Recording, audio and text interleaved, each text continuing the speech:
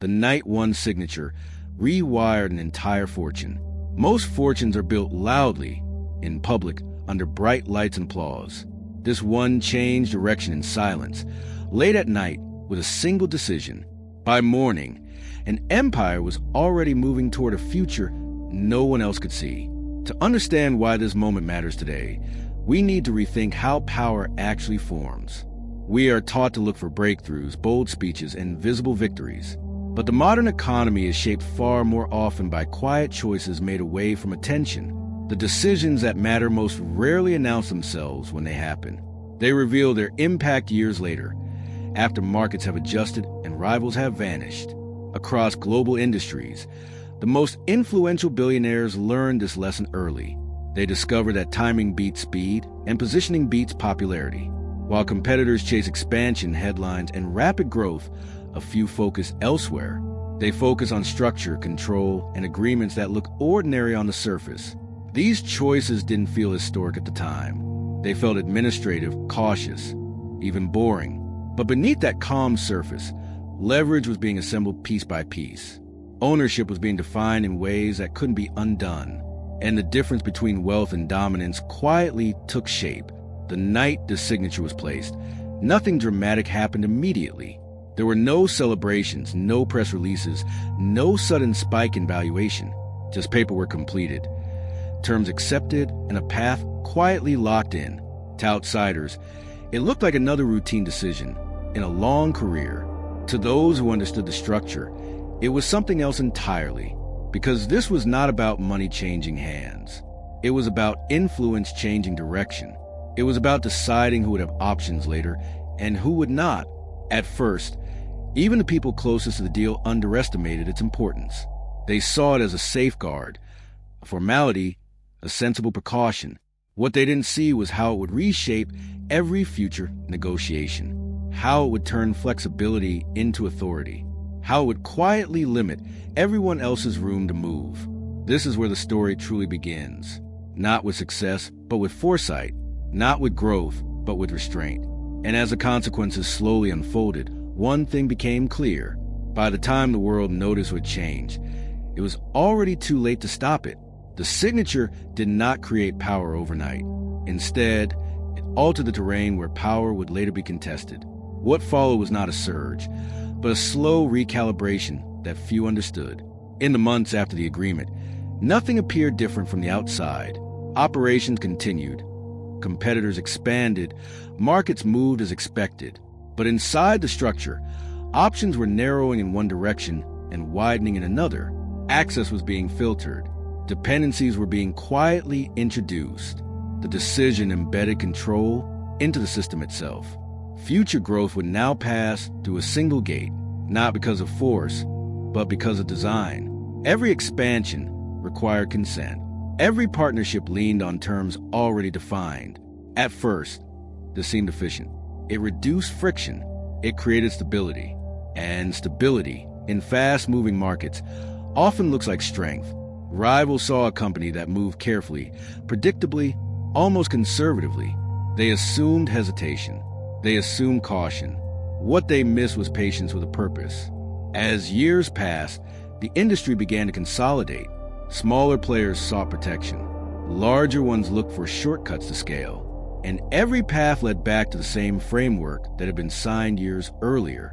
Each negotiation reinforced the original structure. Each compromise tightened its grip. Control was no longer asserted. It was assumed. Decisions flowed naturally toward the same center. Alternatives existed in theory, but not in practice. Switching costs grew. Exits became expensive. Independence quietly eroded. Inside the company, this shift was barely discussed. There was no announcement that power had changed hands. No internal declaration of victory. The real advantage was that no one felt threatened early enough to resist. By the time questions emerged, alignment had already replaced choice. Meanwhile, competitors focused on visible metrics: market share, quarterly growth, brand recognition. They celebrated expansion without noticing how fragile their positions remained. They built quickly, but on ground they didn't fully control. The original signature now shaped every strategic conversation. What could be done? what couldn't, what would require permission. And slowly, an uncomfortable realization spread across the industry. The game was no longer about innovation, or, once the realization set in, reactions followed a familiar pattern. First came denial, then frustration. Finally, quiet attempts to escape a system already closing in. Competitors tried to negotiate new terms. They pushed for flexibility, exemptions, alternative routes forward. But every proposal ran into the same problem. The structure had been designed to absorb pressure, not respond to it. What looked like cooperation was actually containment. Some attempted to build parallel systems, new partnerships, new technologies, new supply chains, but time worked against them. The longer they waited, the deeper the original framework embedded itself. Clients, vendors, and investors had already adapted. Changing direction now meant destabilizing everything else. Inside boardrooms, conversations shifted in tone. Confidence gave way to concern. Growth projections started to rely on assumptions that no longer held. What once felt like open markets now felt fenced. Invisible boundaries dictated strategy. Meanwhile, the architect of the original decision remained largely silent. There were no public confrontations, no aggressive moves to assert dominance. The system did that on its own. Every attempt to bypass it only reinforced its necessity. This was the true conflict, not a battle between companies, but between foresight and reaction, between those who shaped the rules early and those who played within them later. By the time resistance organized, leverage had already shifted. Pressure began to surface in subtle ways. Margins tightened for competitors. Negotiations dragged longer. Opportunities required compromises that hadn't existed before. Each concession felt temporary. Together, they became permanent. Executives began asking the wrong questions. How did this happen? When did control slip away? The answers were uncomfortable. Nothing dramatic had occurred. No hostile takeover. No sudden collapse.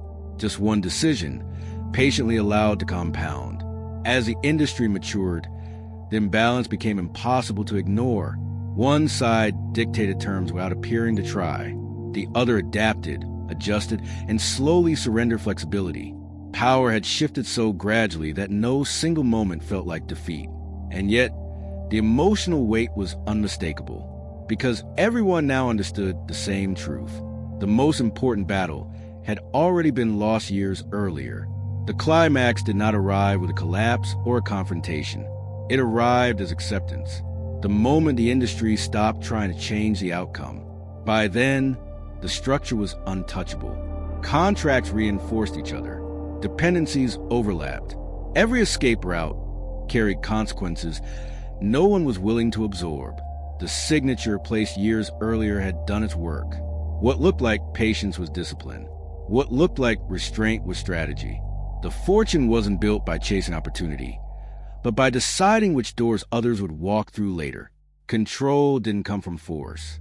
It came from design. In hindsight, the warning signs were always there. The lack of urgency, the absence of noise, the refusal to expand too fast. While others celebrated visible wins, one player invested in permanence. This is why the story matters now. Because modern power still forms the same way. Quietly, structurally, through decisions that feel small when they are made. We live in an economy where leverage is hidden inside systems, not announcements. Where the most important choices happen long, before the results are obvious. The lesson isn't about signatures or contracts. It's about understanding where influence actually lives. In frameworks, in incentives, in rules that seem neutral until they shape every outcome. History remembers outcomes, not preparation. But legacies are built in the preparation, in moments that look ordinary, in nights when no one is watching. And by the time the world notices what changed, the future has already been decided. The night